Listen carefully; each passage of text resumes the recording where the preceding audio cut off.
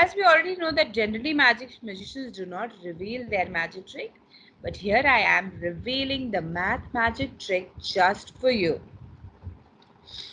So, first step. First step that you need to do is whenever you're showcasing this trick to someone, you need to take 5 random digits from your audience. Now, there's a small tip that I would like to give here is that always ask for 5 random digits instead of a 5-digit number. Now, generally what happens is when I ask someone for a 5-digit number, they can come up with numbers like 30,000 or 10,000 or 555555 or something of that sort. Now the magic works fine on those numbers as well. There's no issues. Okay. But what happens is since those numbers are repetitive and they're very common, the math magic or the method is getting revealed gets a little tricky. Okay, so there is a risk there.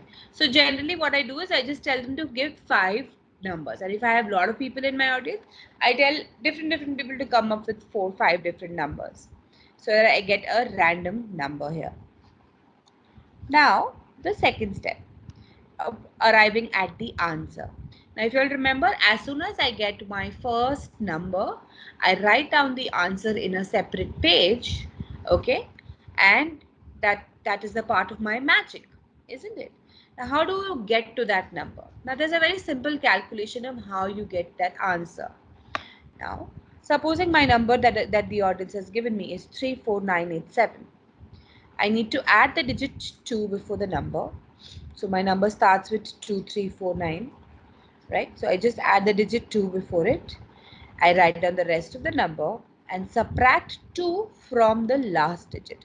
So here my last digit is 7 and I make it 5. So the number will become 234985. That's the simple trick. You just have to follow these 2 steps. Add a number 2 before the number and then subtract 2 from the last digit of the number. Now what if our last digit is 1 or 0? Subtracting 2 is a little difficult. So you simply use the carry forward method or you subtract 2 from the last 2 digits. Now in this case, I've given you another example here. Supposing the random number given by the audience is 23421. Okay, now the first step is adding a 2 before it, so it will be 2234. Now the last 2 digits are 21. I take them as a combination of 21. When I subtract 2 from them, it becomes 19. Right, so a simple case of carry forward where I want to subtract here. Okay, so this is how you arrive at the answer, and you write it on a separate page. You write it on a separate however you're showing the trick, just write it on a separate piece of paper so that you can reveal it later on.